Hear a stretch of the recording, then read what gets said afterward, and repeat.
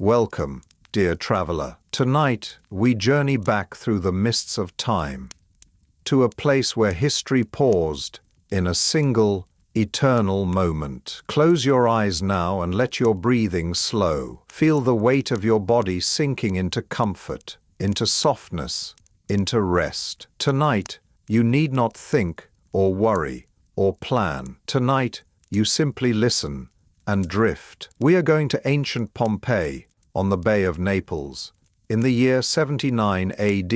This is a story of a city frozen in time, of ordinary lives caught in an extraordinary moment. But do not worry about tension or drama. This is a tale told softly, with compassion, as the gentle rain falls around us. Let the story carry you like a warm current, deeper and deeper into rest. Take a deep breath now. Let it out slowly. With each breath, you sink a little deeper into relaxation. There's nowhere you need to be, nothing you need to do.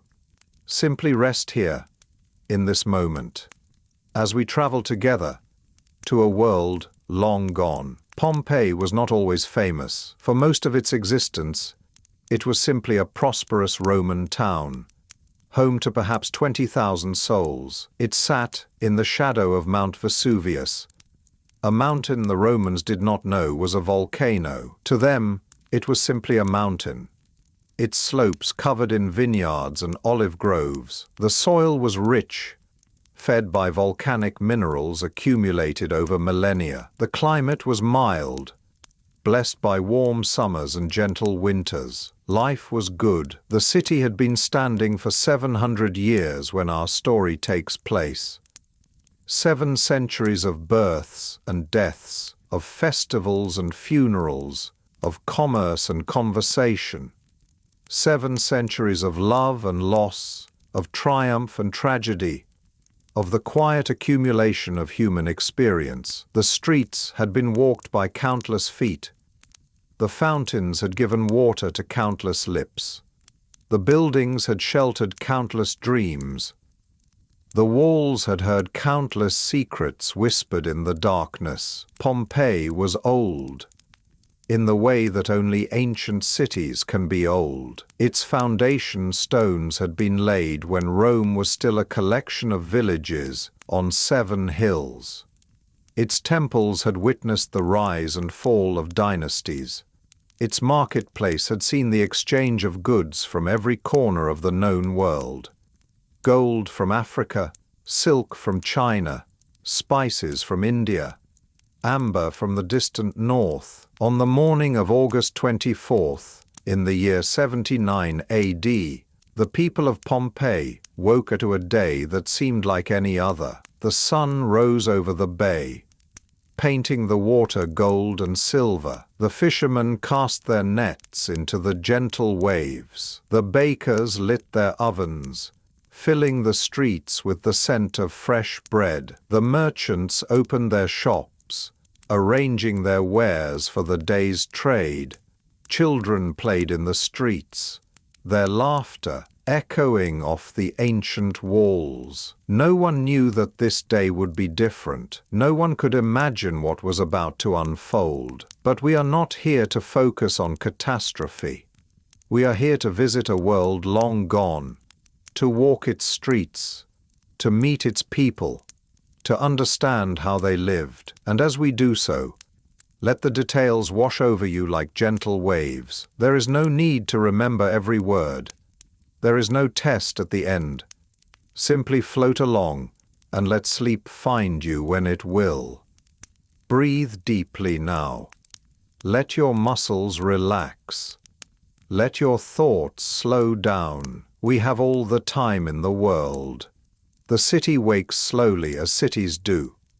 The first light of dawn touches the red-tiled roofs, turning them amber and gold. The air is cool, fresh with the scent of the sea and the herbs that grow wild on the hillsides. From the harbor, 2 miles away, comes the faint cry of gulls. A rooster crows somewhere in the distance. A dog barks.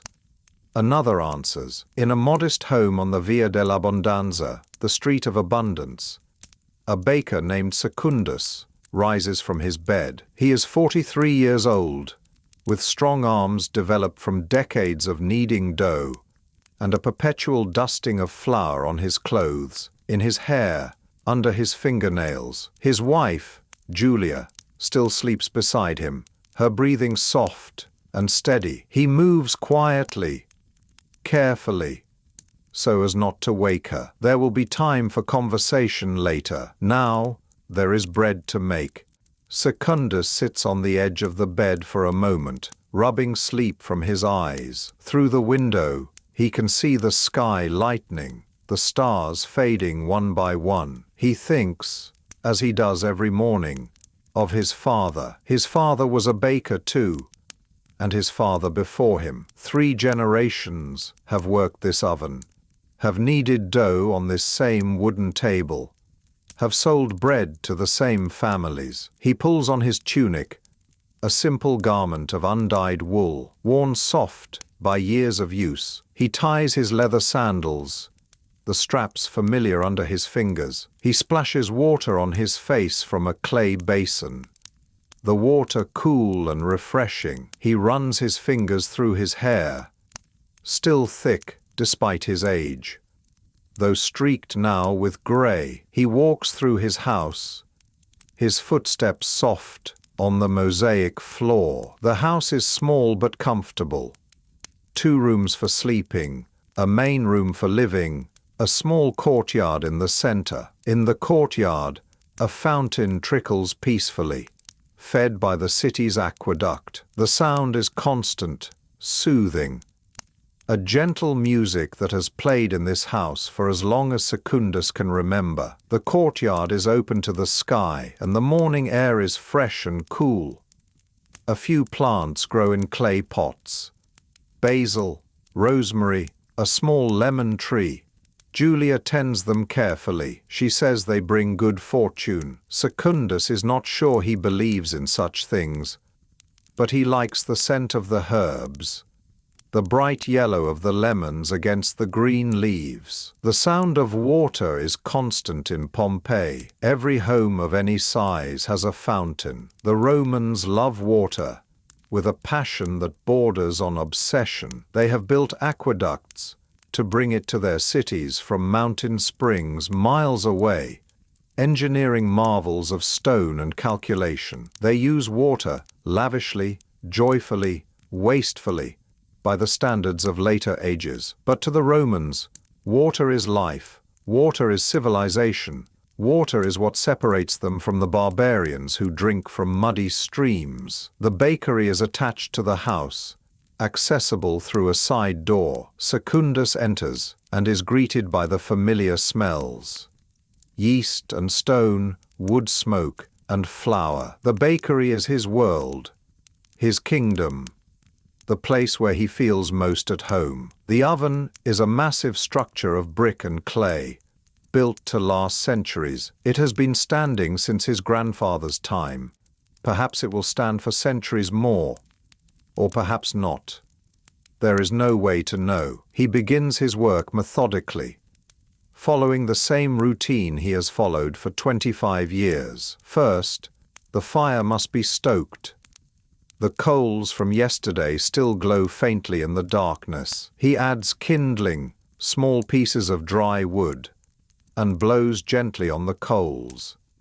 A wisp of smoke rises. A small flame appears, flickering in the darkness. He adds more wood, larger pieces now, and the flame grows stronger. The heat builds gradually, filling the room with a pleasant warmth. Outside, the air is still cool with the memory of night, but here, in the bakery, it is always warm.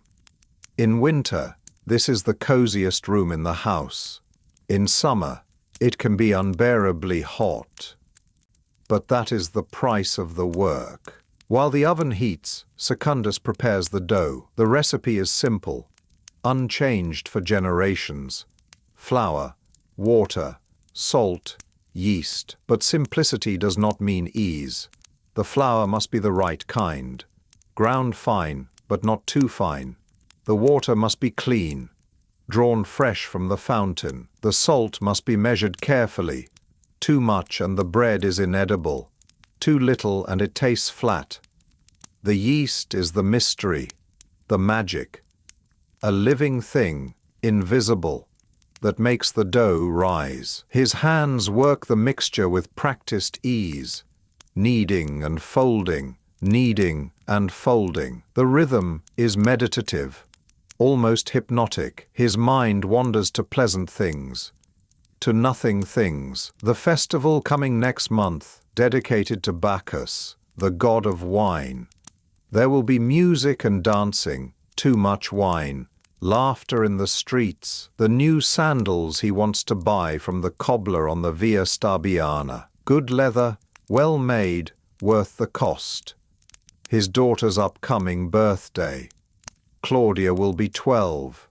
Practically a woman. Soon they will need to think about marriage, about finding a good match. The dough comes together under his hands, smooth and elastic. He shapes it into a large ball, covers it with a damp cloth, and sets it aside to rise. It will need an hour, perhaps 2. He will make several batches today. By evening, he will have made 100 loaves or more. By the time the sun has fully risen, painting the street outside with golden light, the first loaves are ready for the oven. Secundus has shaped them carefully, round and perfect, with a cross scored on top to help them bake evenly. He slides them in with a long wooden paddle, 12 loaves at a time. The oven can hold dozens. He will keep it burning all day, loading and unloading, an endless cycle of heat and bread. As he works, the city around him comes fully to life. The street outside his door fills with the sounds of morning. Footsteps, some hurried, some leisurely. Conversations in Latin, in Greek, in languages he does not recognize. The clatter of cartwheels on stone, a sound that sets his teeth on edge. Someone is arguing about the price of fish, voices raised in mock outrage. Someone else is laughing, a rich, genuine sound. A dog barks. Another dog answers. A baby cries somewhere, a thin wail that cuts through the morning air. Pompeii is not a quiet city. It is full of life, full of humanity, in all its messy, beautiful complexity. The Romans are not a reserved people. They do not value silence or privacy the way later cultures will. They talk loudly, gesture wildly, express their emotions freely. They live their lives in public, in the streets and the forums and the baths. To be Roman is to be part of the crowd, part of the community, part of something larger than yourself. Julia appears in the doorway, still in her sleeping gown, her hair loose around her shoulders. She is 40 years old, still beautiful in Secundus's eyes, though the years have left their marks. Fine lines around her eyes, grey threads in her dark hair. But her smile is the same smile he fell in love with 20 years ago. "You're up early," she says, though it is not really early. It is the same time he gets up every day. "Bread to make," he says, though this is obvious. She comes to him and kisses his cheek, tasting the salt of his sweat. "I'll make breakfast," she says. "The children will be up soon." He nods, grateful. He's always grateful for her, for the quiet competence with which she manages their household, their children, their lives. Down the street, perhaps 100 paces from the baker's modest home, stands one of the finest houses in Pompeii, the House of the Veti, named for the 2 brothers who own it. From the outside, it is unremarkable. A plain wall broken only by a door and a few small windows. The Romans do not believe in ostentatious exteriors. Wealth is displayed on the inside, where only invited guests will see it. But inside, the house is magnificent. The walls are covered with frescoes of gods and heroes, painted by skilled artists who have captured movement and emotion with remarkable skill. Hercules strangling serpents, Dionysus discovering Ariadne, Perseus rescuing Andromeda. The colors are vivid. Red and blue, yellow and green, still bright after years of exposure to air and light. The floors are made of intricate mosaics, thousands of tiny tiles arranged to form complex patterns and scenes. Dolphins leaping through waves, geometric designs that seem to shift and move as you walk across them. A small dog, so lifelike you expect it to bark. The house is built around two courtyards. The first, the atrium, is open to the sky, with a shallow pool in the center to catch rainwater. The second, the peristyle, is a garden surrounded by columns, filled with flowering plants, sculptures, and fountains. It is a private paradise, a place of beauty and peace in the heart of the city. The elder brother, Aulus Vettius Restitutus, stretches and yawns as he wakes. He is 52 years old, portly from good living, with thinning hair and a genial manner. He is a successful merchant, dealing in wine and olive oil, two of the most profitable commodities in the Roman world. His wealth has been earned through trade, through careful investments, through knowing when to buy and when to sell. He is respected in the city, a member of the local government, a patron to many clients who depend on his generosity and influence. His morning routine is leisurely, the routine of a man who does not work with his hands. He rises from his bed, a large affair with a wooden frame and a mattress stuffed with wool. His wife has already risen and is somewhere in the house, overseeing the slaves, making sure the day's work is proceeding as it should. Aulus walks to the bath, a small room heated by a furnace in the basement. The Romans are fastidious about cleanliness, bathing daily when possible. He sinks into the warm water with a sigh of pleasure, letting it soothe his muscles, wash away the staleness of sleep. A slave attends him, scraping his skin with a bronze tool called a strigil, removing dirt and dead skin. After his bath, he dresses carefully. First, the tunic, a simple garment that reaches to his knees. Then the toga, a complex piece of clothing that requires skill to drape properly. The toga is the mark of a Roman citizen, heavy and hot and impractical, but necessary for a man of his standing. He cannot appear in public without it. He breaks his fast with bread, cheese, and watered wine. The Romans do not eat large breakfasts. That will come later, at midday or in the evening. For now, something light to break the night's fast. His slaves attend to his every need, pouring his wine, bringing his food, adjusting his toga when it slips. The Romans see nothing wrong with slavery. It is simply the way the world works, as natural and inevitable as the rising sun. Some people are free and some are not. Some are citizens and some are property. It has always been so. It will always be so, or so they believe. After his meal, Aulus walks to the Forum, the heart of the city. He could take a litter, carried by slaves, but he prefers to walk. It is not far, and he enjoys the morning air, the bustle of the streets, the sense of being part of the city's life.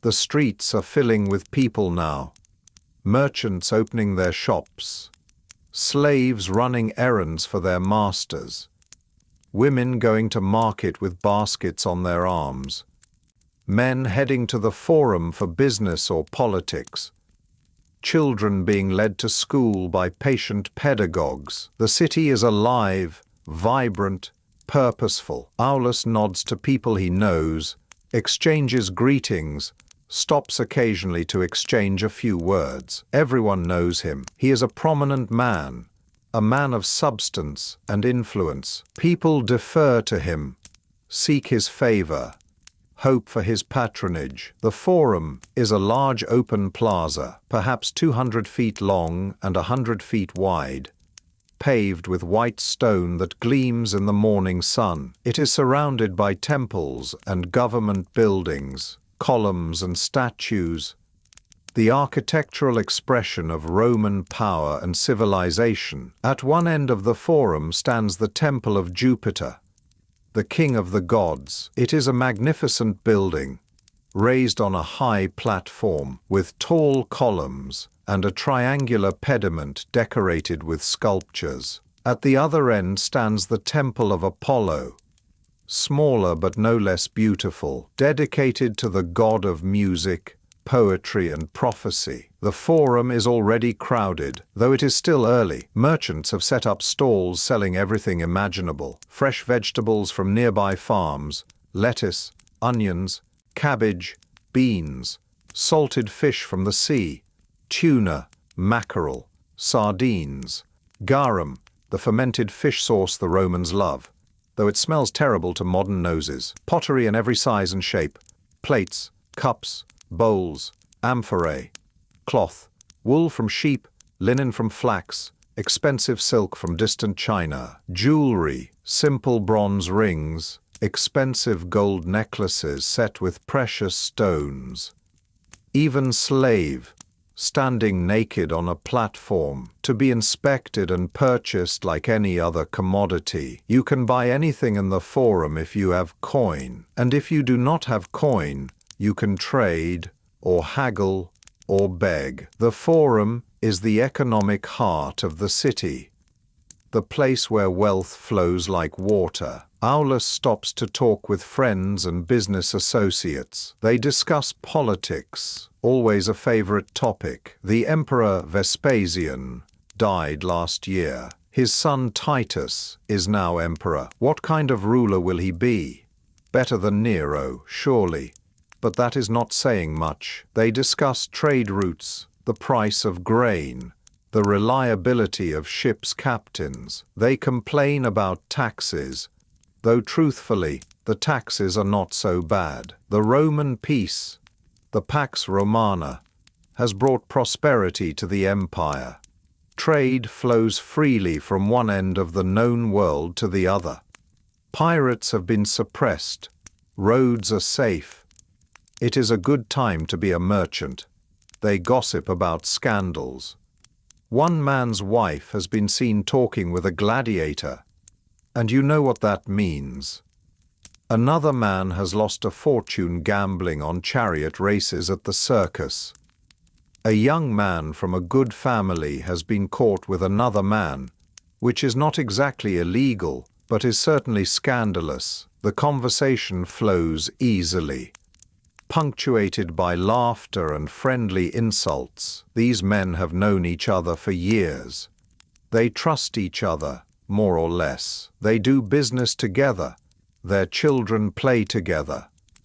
They are part of the same social fabric, the same network of relationships that holds the city together. No one mentions the mountain. No one looks up at Vesuvius and feels afraid. Why would they? It is just a mountain. It has always been there, silent and still. The vines grow thick on its slopes, producing some of the best wine in the region. The air is fragrant with the scent of grapes and olives. It is a place of life, not death. A place of prosperity, not danger. Let us walk through Pompeii together, slowly, taking in the details. There is no hurry.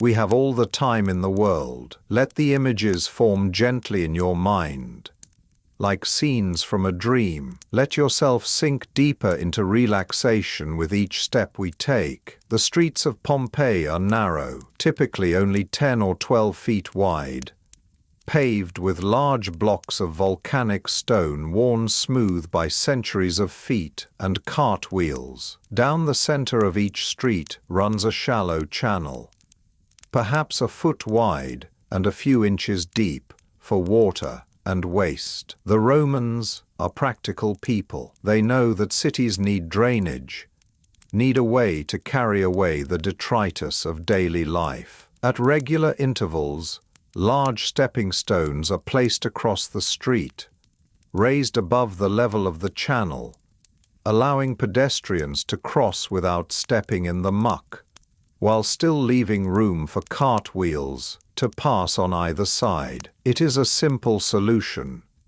elegant in its practicality. The buildings are mostly 2 or 3 stories tall, built of stone and brick, covered with plaster and painted in bright colors. Red is popular, a rich ochre red made from iron oxide. Yellow from clay. Deep blue, expensive and rare, made from crushed lapis lazuli, imported from Afghanistan. The Romans love color. Their world is vivid, alive with hue and shade. Nothing like the austere white marble ruins that will be all that remains centuries later. Many buildings have shops on the ground floor, opening directly onto the street. There are no glass windows. Glass is too expensive for such a purpose. Instead, there are wide openings, large enough for customers to see the goods inside, closed at night with wooden shutters or heavy fabric curtains. During the day, the shutters are removed, and the shops spill out onto the sidewalk. The boundary between public and private space is blurred, fluid, negotiable. The street is an extension of the shop, and the shop is an extension of the street. We pass a thermopolium, a sort of ancient fast food restaurant. The counter is made of stone, polished smooth, with large clay jars embedded in it. The jars, called dolia, contain hot food kept warm by coals or hot water below.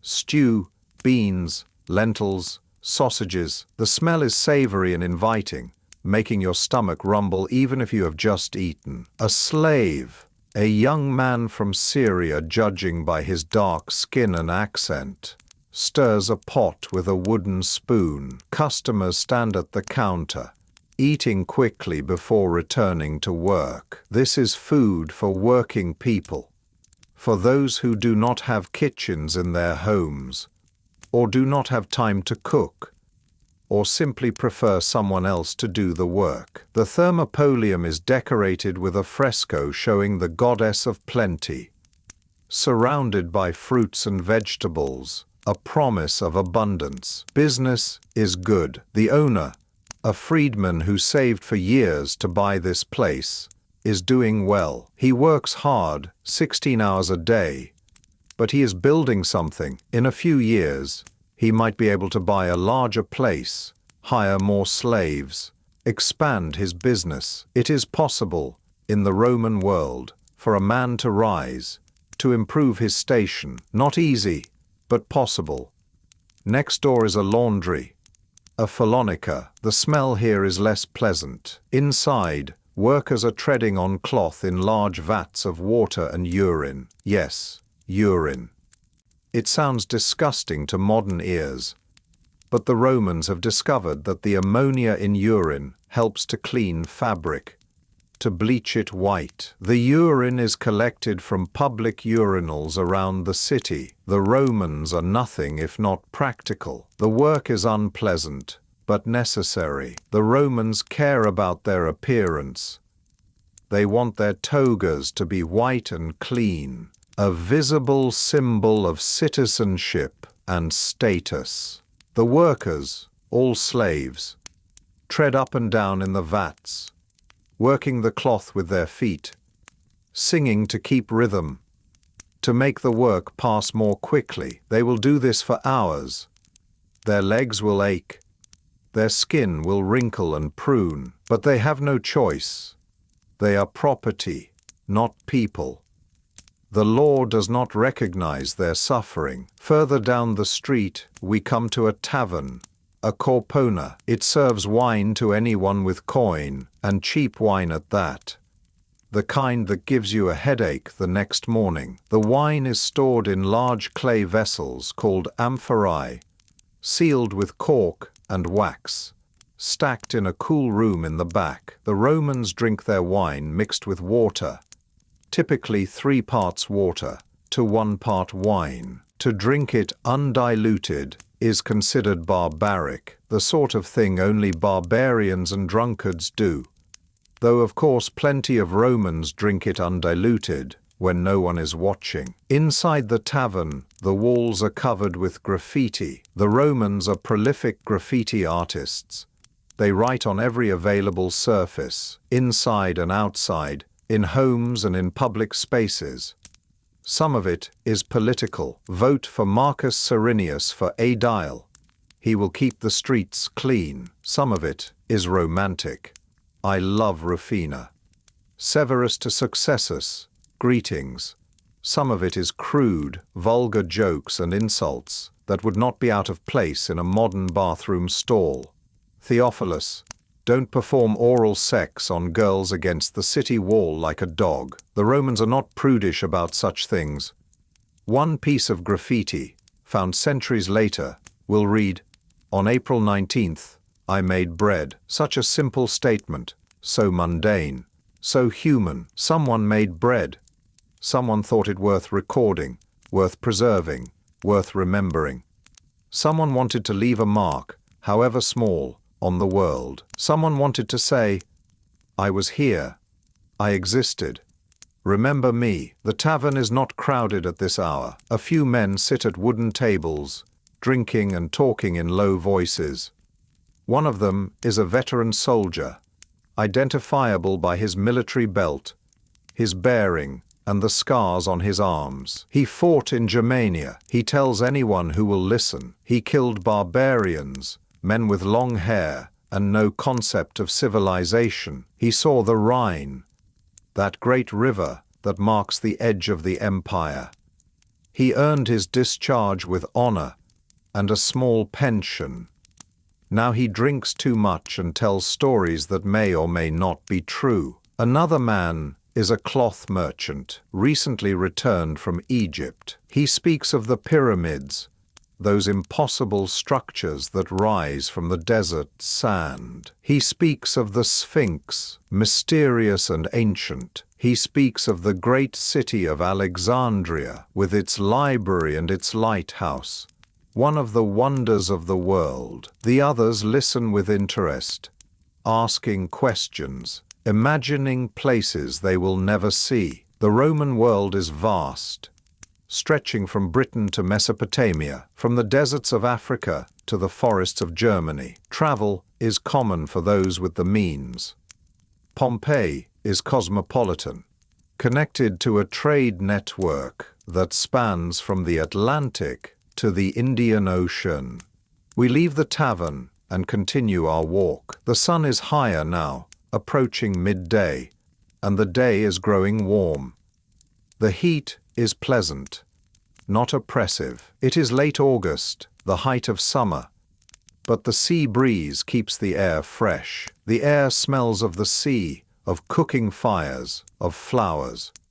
Pompeii is a city that engages all the senses, not just sight, but smell and sound and touch, the feel of warm stone under your feet, the taste of salt in the air, the sound of water flowing, always flowing, from the fountains. We pass a public fountain, one of dozens scattered throughout the city. Water flows from a carved stone face, the image of a river god, perhaps, or simply a decorative mask, filling a basin below.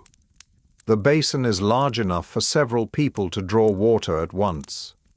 A woman is filling a clay jar, balancing it expertly on her shoulder. 2 children are splashing each other, laughing, ignoring their mother's half-hearted scolding. Water is precious, she tells them. Do not waste it. But her words lack conviction. Water is precious, yes, but it is also abundant. The aqueduct brings thousands of gallons every day. The Romans have conquered water.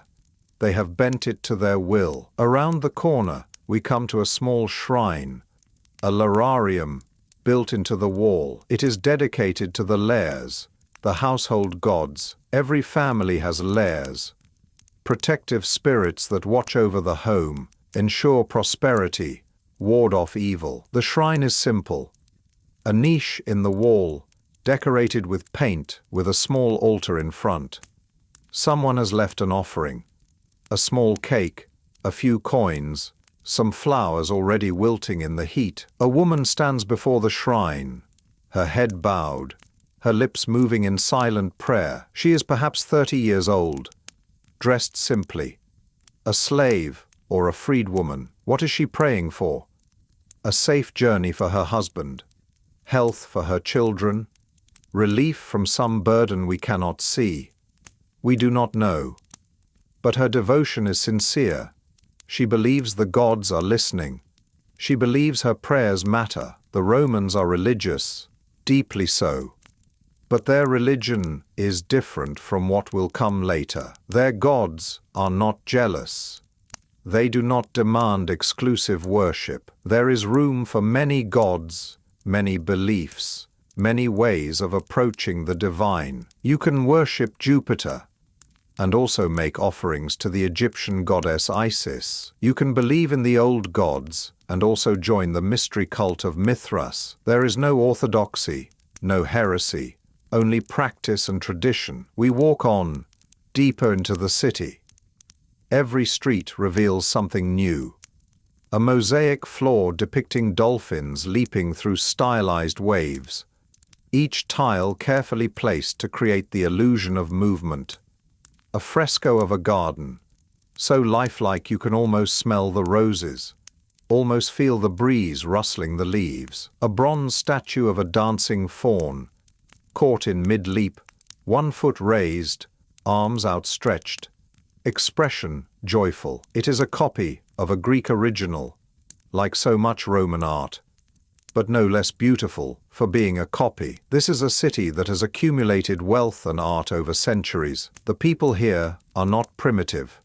They are sophisticated, educated, cultured.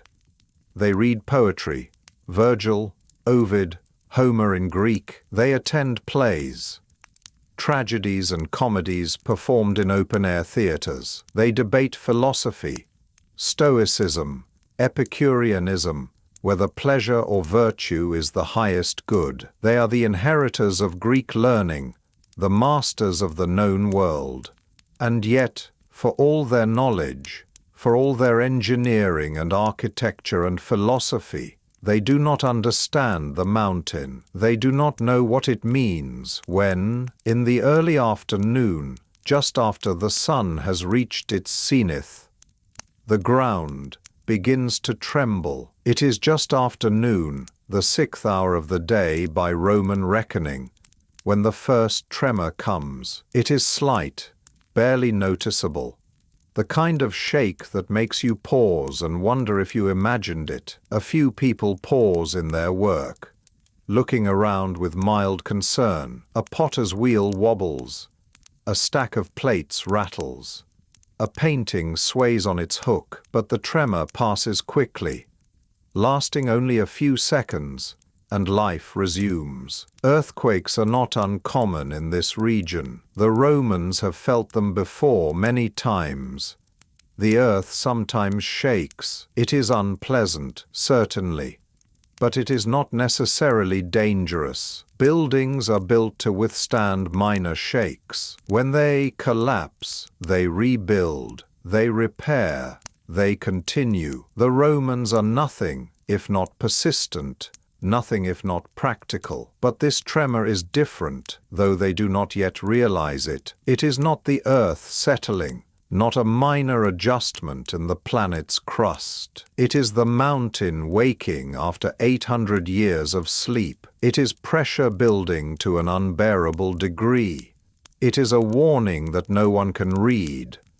A message written in a language they do not speak. Deep beneath Vesuvius, perhaps 6 miles below the surface, a chamber of magma has been growing for centuries. The magma is lighter than the surrounding rock, and it rises, slowly, inexorably, seeking release. For decades, perhaps longer, it has been pushing against the rock above it, creating pressure, building force, and now, finally, the barriers are beginning to crack. But the Romans do not know this. They do not have the concept of a volcano, do not understand that mountains can explode. They have myths, yes. They tell stories about giants trapped under the earth, writhing in their chains, causing earthquakes when they struggle. They speak of Vulcan, the god of fire, who has his forge beneath the earth, hammering out weapons for the gods. But these are just stories. They do not connect them to the mountain that looms over their city. In his bakery, Secundus pauses with a loaf of bread in his hands, feeling the oven tremble slightly. Dust falls from the ceiling, drifting down like snow. He frowns, sets down the bread carefully and waits. Is it getting worse? No. After a moment, the shaking stops. He shrugs and returns to work. There is always more bread to bake. The oven is hot. The dough is ready. Life goes on. In the forum, Aulus feels the ground shift beneath his feet, a movement so subtle he almost dismisses it. He steadies himself against a column, one hand on the cool marble. Around him, others are doing the same, reaching for walls, for columns, for anything solid. There are nervous laughs. Just a small shake, someone says, trying to sound casual. Nothing to worry about. They want to believe it. And so they do. The human capacity for denial is remarkable. Infinite even. But one man, an old freedman named Gaius, does not laugh. He is 73 years old, his body bent with age, his face lined like old leather. He lived through the earthquake of 63 AD, 16 years ago. He remembers the terror, the chaos, the buildings collapsing like children's toys. He remembers the screams. He remembers the bodies pulled from the rubble, broken and crushed. He remembers the smell of death that hung over the city for weeks afterward. He looks up at Vesuvius, and for the first time in his life, he feels afraid of it. Not the mild concern one might feel during an earthquake, but genuine, visceral fear. Something is wrong. He cannot say what, cannot put it into words, but his instincts, honed by 7 decades of life, are screaming at him. We should leave, he says to anyone who will listen. We should leave the city, now, but no one listens. A few people glance at him with pity or annoyance. Poor old Gaius, they think. The earthquake of 63 AD affected him badly. He has never been quite the same since. But there is no need for panic. The mountain has been there their entire lives. It has never done anything. It is just a mountain. Gaius is not comforted. He has lived long enough to trust his instincts, to recognize the difference between rational fear and irrational panic, and his instincts are screaming at him to run, to gather his family and flee. But he is old and tired, and his family is here, his children and grandchildren. Where would they go? And how could he convince them? They think he is senile, an old man frightened by shadows, and so, despite his fear, despite every fiber of his being telling him to run, he stays. Because what else can he do? The morning passes into afternoon. The tremors continue, growing slightly stronger, slightly more frequent. Most people ignore them, or try to. A few begin to feel uneasy, a vague sense that something is not quite right, though they cannot articulate what. Animals are more sensitive to such things. Dogs bark nervously, pacing in circles, whining. Horses shy and refuse to move, their eyes rolling white with fear. Birds take flight in great flocks, wheeling over the city in chaotic patterns before disappearing toward the north, away from the mountain. In the wealthy home of the Vetii brothers, A beautiful mosaic cracks. It is a small thing, a hairline fracture across the face of Medusa, barely visible unless you know where to look. A slave notices it and makes a note to have it repaired. The artist who made it, a Greek master who was paid handsomely for his work, would be horrified to see it damaged. But these things happen. Buildings settle. The earth shifts. It does not occur to the slave or to anyone else that this might be a sign of something worse to come. In the brothel near the Forum, business continues as usual. The brothel is a simple building, functional rather than beautiful. The rooms are small, barely large enough for the stone bed and thin mattress that furnish them. On the walls are frescoes of erotic scenes, advertisements of sorts, showing what services are available. The images are explicit, graphic by the standards of any age. But the Romans are not prudish about sex. It is simply another aspect of life, another need to be met, to be enjoyed, and commodified like anything else. A young prostitute named Aria sits in her room, waiting for customers. She is 19 years old, born in Gaul, captured in a raid when she was just a child, sold into slavery, and eventually bought by the brothel owner. She is pretty, which is both her fortune and her curse. Pretty girls fetch high prices, but they also suffer more. She does not enjoy her work. How could she? But she endures it with the fatalism of someone who has no choice, no agency, no control over her own life. She dreams, sometimes, of freedom, of buying her freedom, somehow, though she has no idea how she would earn the money, of having a small house of her own, with a garden where she could grow vegetables, of living in peace, away from the hands of strangers, the weight of their bodies, their breath in her face. She feels the tremors and wonders what they mean, but she does not dwell on it. She has learned, over the years, not to dwell on things she cannot control. There are enough worries in her life, the demands of customers, the cruelty of the owner, the fear of disease or pregnancy, without adding more. And so she pushes the thought away and waits for the next customer to walk through her door. At 1 o'clock in the afternoon, the 7th hour, there is a stronger shake. This one cannot be ignored, cannot be dismissed. Buildings sway visibly. Pottery falls from shelves and shatters on the floor. Plaster cracks. In the Forum, people cry out in alarm. Some run for the open spaces, away from buildings that might collapse. Others stand frozen, paralyzed by fear or confusion. But after a minute, perhaps two, the shaking stops. The silence that follows is almost eerie, broken only by the sound of settling debris, the crying of frightened children, the nervous laughter of adults trying to reassure themselves. People look at each other, seeking reassurance. That was a strong one, they say, stating the obvious. They tell each other stories of other earthquakes, of worse shakes they have felt, or heard about from parents or grandparents. They reassure themselves and each other. Everything will be fine. The buildings are still standing. No one is hurt. Everything will be fine.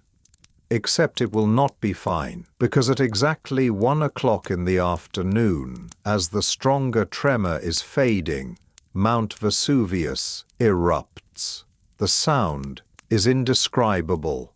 It is louder than thunder, louder than anything the Romans have ever heard, louder than anything they could have imagined. It is the sound of the earth itself screaming, a roar that seems to come from everywhere at once, from the ground beneath their feet, from the sky above, from their own bones vibrating with the force of it. From the summit of the mountain, a column of ash and rock explodes upward, with unimaginable violence. It rises impossibly high, miles into the sky, so high it seems to touch the realm of the gods themselves. The column spreads out at the top, flattening into a mushroom shape, or perhaps more like a pine tree, a umbrella pine of the type that grows throughout Italy. The ancient historian Pliny the Younger, who witnesses the eruption from across the bay, safe in his uncle's villa in Misenum, will later describe it exactly this way, in a letter that will survive for 2,000 years. He will compare it to a pine tree, and that comparison will become famous, will be used by geologists to describe this type of eruption. A Plinian eruption, they will call it, after the man who first described it. The people of Pompeii look up in shock and disbelief, their mouths open, their eyes wide. What is happening?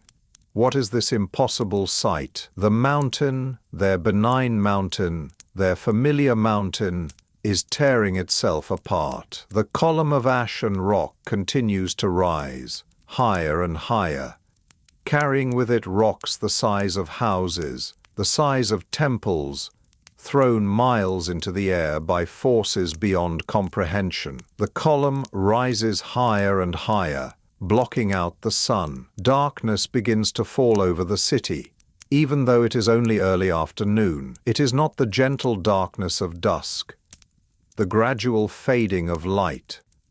It is a sudden, absolute darkness, like someone has snuffed out the sun. A darkness like midnight, thick and oppressive. People look around in confusion and growing fear. What does this mean? How is this possible? And then the ash begins to fall. At first, it is like snow, light and soft, drifting down from the sky in lazy spirals. People hold out their hands to catch it, curious. Some even taste it, expecting it to be cool, to melt on their tongues, but it does not melt. It is not snow, it is not cold, it is hot, uncomfortably hot, and it tastes of minerals, of stone, of something fundamentally wrong. It is rock, pulverized by the violence of the eruption, superheated to thousands of degrees, and then cooled as it rises into the atmosphere. It falls in fragments ranging from fine dust to pieces the size of walnuts, each piece sharp-edged and abrasive. It gets in eyes, in noses, in mouths. It is difficult to breathe. The air is thick with it. The ash falls faster now, heavier. It accumulates on roofs, on streets, on the heads and shoulders of people who stand paralyzed, unsure what to do. Within minutes, a thin layer covers everything, turning the city gray. Within an hour, the layer will be inches deep. Some people begin to run. Panic spreads through the city like wildfire. They gather their families, grab whatever valuables they can carry, coins, jewelry, small portable items of gold and silver, and head for the gates, the Herculaneum Gate to the north, the Stabian Gate to the east. Any gate, any way out, away from the mountain, away from the falling ash, away from the darkness and the roar. The roads out of the city are quickly clogged with refugees. Thousands of people, all with the same idea, all trying to leave at once. Carts overturn, blocking the narrow streets. People push and shove, desperate, frightened. Children are separated from parents in the chaos. Old people are knocked down and trampled. There is panic now, real and growing, the kind of panic that makes people forget their humanity, that reduces them to animals concerned only with survival. But many people do not run.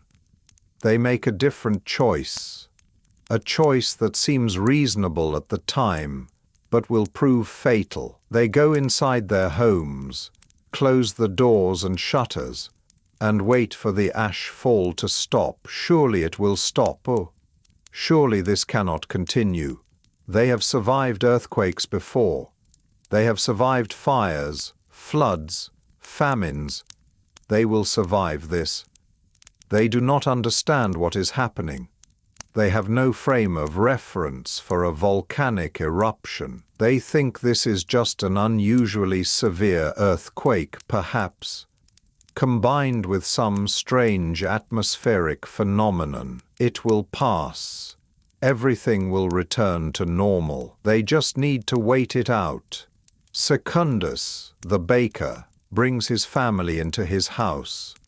His wife Julia, his daughter Claudia, his son Marcus. They huddle together in the main room, the room where they eat their meals, where they gather in the evening to talk, the room that has always been the heart of their home. They sit on wooden benches, holding hands, listening to the sound of ash falling like rain, a constant hiss and patter on the roof. Outside, the world has gone mad.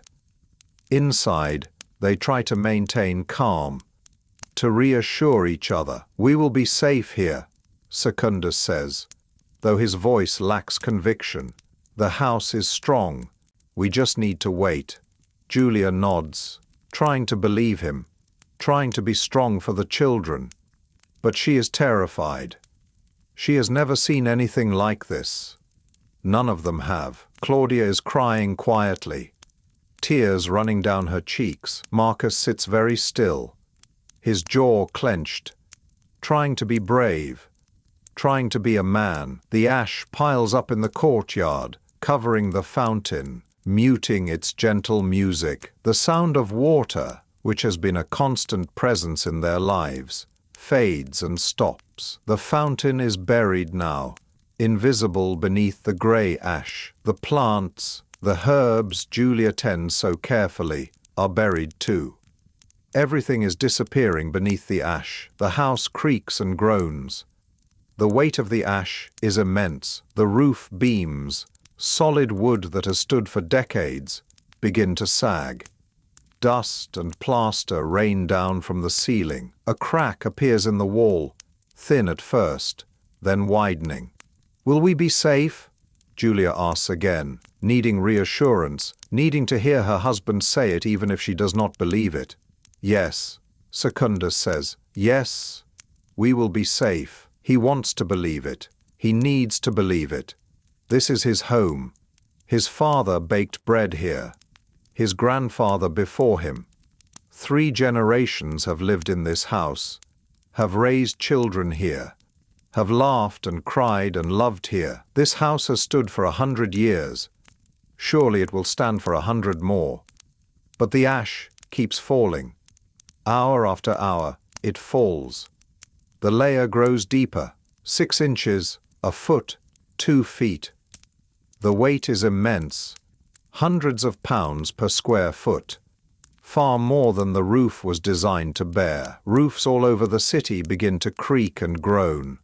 Some begin to collapse. In the house of the Veti, Aulus and his brother make a different choice. They will not stay and wait. They will leave, escape, survive.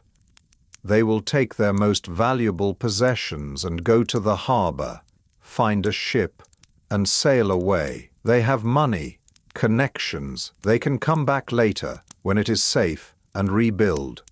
Or they can start over somewhere else. Rome, perhaps, or Naples. Anywhere but here. They load their slaves with bundles of gold and silver, with small portable items of value, jewelry, coins, a few precious objects they cannot bear to leave behind. They wrap their faces with cloth to keep out the ash. Tying it tight, though it does not help much, they open the door and step out into a world transformed beyond recognition. It is dark as night, though the sun should still be in the sky. The air is hot and thick with ash, like trying to breathe through wool. It is hard to breathe, hard to see, hard to walk. The ash gets in their eyes, their noses, their mouths. It is abrasive, painful, like breathing glass. They begin to walk toward the harbor, or where they think the harbor is. It is hard to tell direction in the darkness. They can barely see 5 feet in front of them. Each step is an effort. The ash is knee-deep in places, higher in others where it has drifted. Each step is an effort, lifting their feet out of the ash, placing them down again. Repeat. One of their slaves collapses, choking, gasping for air that will not come. The air is not just full of ash, it is full of toxic gases, sulfur dioxide and carbon monoxide, invisible and deadly. The slave falls to his knees, then to his face. He does not get up. Aulus and his brother exchange a glance. There is nothing they can do. They cannot carry him. They can barely walk themselves. They leave him behind, move on. There is no time for sentiment, for compassion. This is survival now, raw and brutal. Other people are in the streets now, moving like ghosts through the darkness, their forms barely visible in the ash-filled air. Some are heading for the gates, hoping to escape. Some are looking for loved ones, calling names that go unanswered. Some are simply wandering, lost and afraid, disoriented in a city they no longer recognize. A woman is crying for her children, her voice raw with desperation. A man is trying to calm a terrified horse, pulling on its bridle, but the horse rears and breaks free.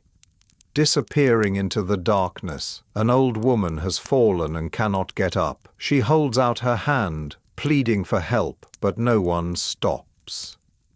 Everyone is focused on their own survival, their own family. The bonds of community, of neighborliness, of common humanity are dissolving in the face of disaster. The ash continues to fall. The layer is now 3 feet deep, 4 feet in some places. Roofs that were already weakened by the tremors, already sagging under the weight, begin to collapse. The first deaths occur not from the eruption itself, but from collapsing buildings. People who chose to shelter inside, who thought they would be safe, are crushed by falling beams, buried under rubble and ash. In Secundus's house, the family hears a terrible creaking sound, loud and ominous. The roof beams are straining under the weight of the ash. The sound is like the groaning of a ship in a storm, a sound that speaks of imminent disaster. Dust and plaster rain down from the ceiling in a steady stream. Another crack appears in the wall, and another. "We have to leave," Marcus says. He is 17, strong and quick-thinking, less paralyzed by fear than his parents. "We have to leave now, or the roof will collapse on us." "Where would we go?" Secundus asks, but he knows his son is right. To stay is to die. The house that has sheltered his family for 3 generations is about to become their tomb. They gather what they can in hurried, frantic movements. A little food wrapped in cloth, some money, coins saved over years, warm cloaks, though the air is hot. They wrap their faces with cloth, copying the others they have seen. It will not help much, but it is something. Secundus opens the door, and they step out into nightmare. The world outside is unrecognizable. It is black as pitch, hot as an oven. The ash swirls in choking clouds, driven by winds from the eruption. They can barely see. They can barely breathe. The air burns their lungs. "Stay together," Secundus shouts over the roar of the eruption, which is constant now, a sound like the end of the world. "Hold hands. Do not let go. Do not let go of each other, no matter what." They link hands, forming a human chain. Secundus leads, Julia behind him, then Claudia, then Marcus, bringing up the rear. They begin to move toward the Herculaneum Gate, the northern exit from the city. It is the closest gate, their best chance. But the ash is so deep, and they are so tired, so frightened. Julia stumbles and falls. Secundus pulls her up, not gently but urgently. They keep moving, they have to keep moving. Around them, others are making the same desperate journey. A river of humanity, flowing slowly through the darkness, toward an uncertain salvation. Some will make it, many will not. Night falls, though it makes little difference. It has been dark for hours. The ash continues to fall, relentless, infinite. The layer is now 6 feet deep in places, deeper in others, where it has accumulated against walls. Most of the roofs in Pompeii have collapsed. The streets are canyons between walls of ash. The city is being buried alive. Those who stayed in their homes are trapped now. They huddle in rooms that are slowly filling with ash and toxic gas.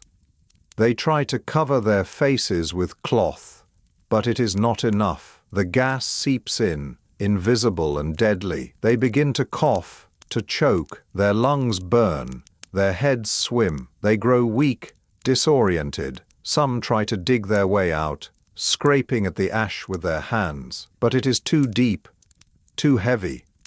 Others simply wait, praying to gods who do not answer, hoping for rescue that will not come. Slowly, quietly, they die, whole families together, holding each other as consciousness fades. The ash will preserve them, will hold them in their final moments, will create voids around their bodies as they decay. 2,000 years later, archaeologists will pour plaster into these voids, creating casts that show them exactly as they were in their last moments. A mother cradling her child, a family huddled together, a man with his hands over his face, a dog chained to a post, trying desperately to escape. The images will be haunting, heartbreaking, a reminder that these were real people, with real hopes and fears and loves. But Secundus and his family are still alive, still moving. They have reached the gate, have joined the stream of refugees heading north, away from the mountain, away from death. The Herculaneum Gate, one of several entrances to the city, is clogged with people and carts. Progress is slow, agonizingly slow. The road outside the gate is crowded. People stumble over each other in the darkness. The ash is lighter here, only a foot or so deep, but the air is still poisonous. People are collapsing, dying where they fall. Their bodies will be found later, lined up along the road, a testament to how close they came to safety. Secundus's lungs are on fire. Every breath is agony. His legs are weak, trembling with exhaustion. He does not know if he can go on. But he looks at his wife, his daughter, his son, and he finds the strength. They keep moving, one foot in front of the other. Again, again. Behind them, in Pompeii, something terrible is about to happen. At around midnight, 6 hours after the first column rose into the sky, the eruption enters a new phase. The column of ash and rock that has been rising miles into the sky becomes unstable. It can no longer support its own weight, and so it collapses. When it collapses, it creates something called a pyroclastic flow. It is a superheated avalanche of gas, ash, and rock that races down the side of the mountain at speeds of over 100 miles per hour. The temperature at the heart of the flow is over 1,000 degrees Fahrenheit, hot enough to incinerate anything it touches. Nothing can survive it. Nothing can outrun it. The first pyroclastic flow reaches Herculaneum, a town closer to Vesuvius than Pompeii. The town is instantly obliterated. Everyone who remained there dies within seconds.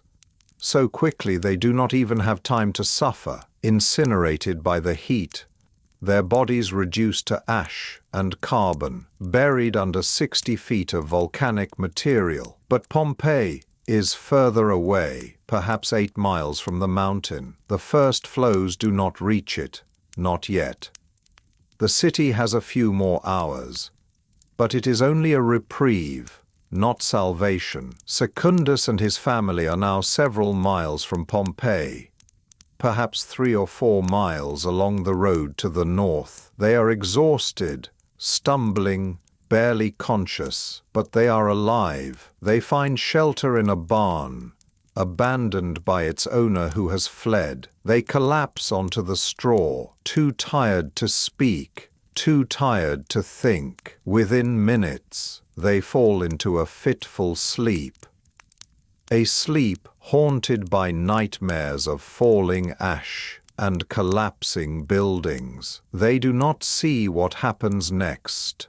At around 7 o'clock in the morning of August 25th, 24 hours after the eruption began, 18 hours after the first pyroclastic flow, the final and largest pyroclastic flow races down the mountain. This one is powerful enough, large enough, hot enough to reach Pompeii. It hits the city with the force of a hurricane, a wall of superheated gas and ash, moving at over 100 miles per hour. The walls do not slow it down. The buildings do not protect anyone. The flow rolls through the streets, filling every space, every room, every hiding place, every corner and niche and shadow. Those few people who are still alive in Pompeii, who have somehow survived the falling ash and the toxic gas and the collapsing buildings,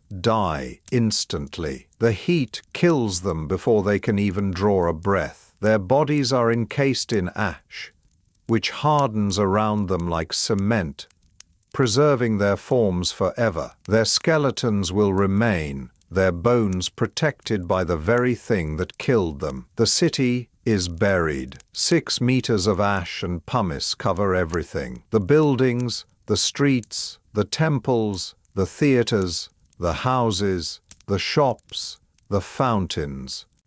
All of it vanishes beneath a gray blanket. The city that was Pompeii ceases to exist, and then, as quickly as it began, it is over. The eruption subsides. The ash stops falling. The mountain, having spent its fury, grows quiet again. The silence is profound, almost eerie. Where there was a city, there is now only a gray wasteland, smoking and hot. The survivors, scattered in towns and villages for miles around, emerge from their shelters in the morning light. They look back toward where Pompeii stood and see nothing. No buildings, no walls, no landmarks.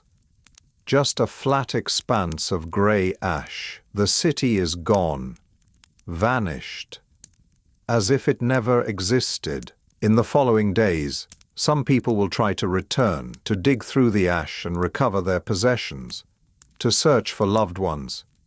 But it is too deep, too hot. The ash is still warm, sometimes burning hot. Digging is impossible.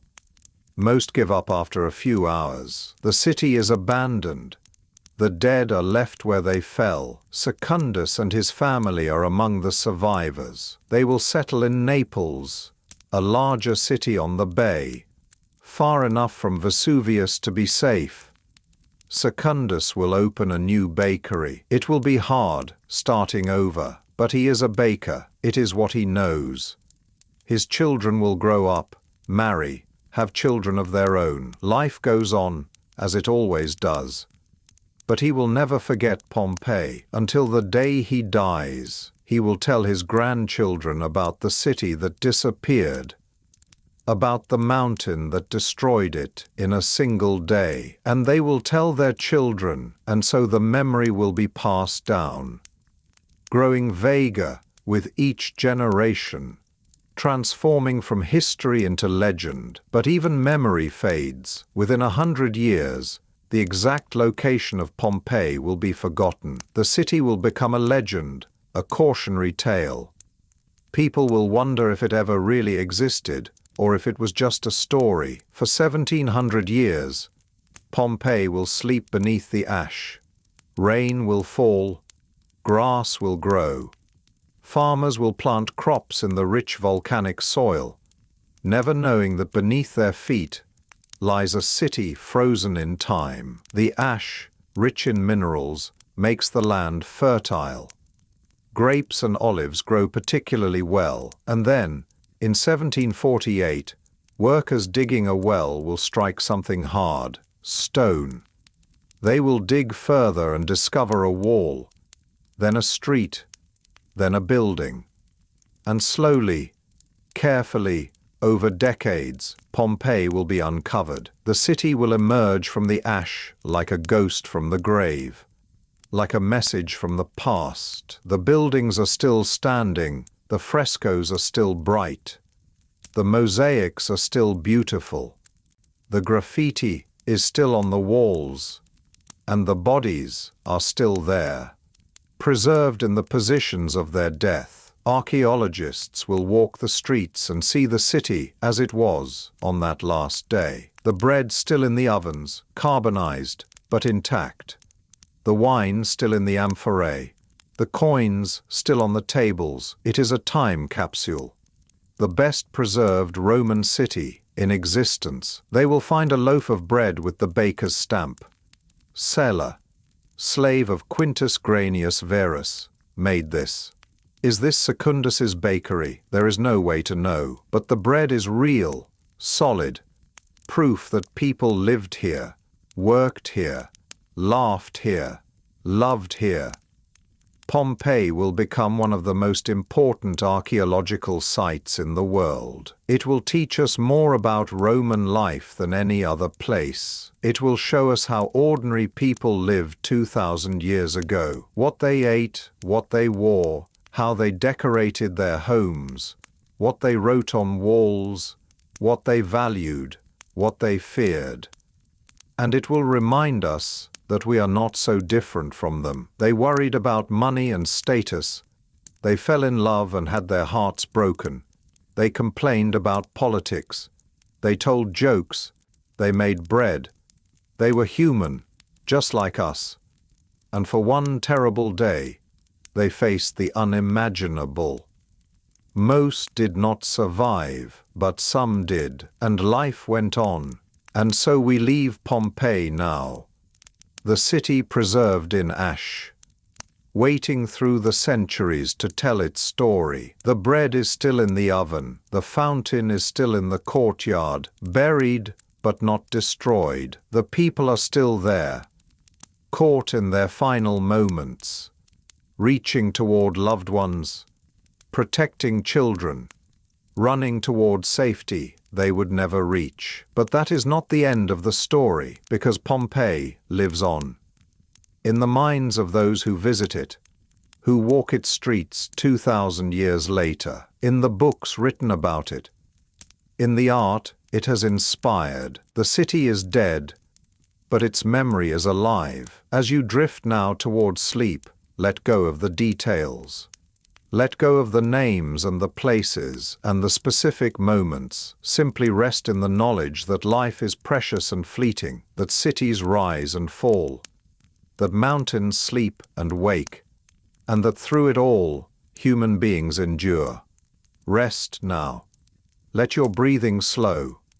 Let your body sink deeper into comfort. Dream of ancient streets, warm with sunlight.